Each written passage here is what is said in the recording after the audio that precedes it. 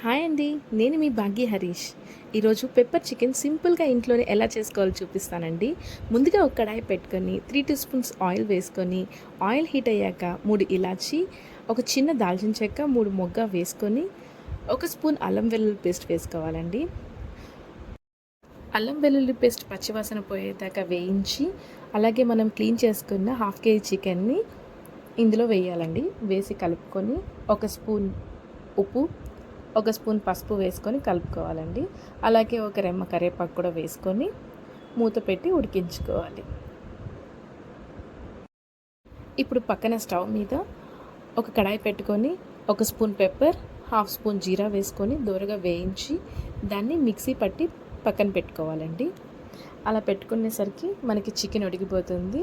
ఈలోపు చికెన్లో ఒక స్పూన్ కారం, అర స్పూన్ గరం మసాలా, అర స్పూన్ ధనియా వేసి బాగా కలుపుకోవాలి.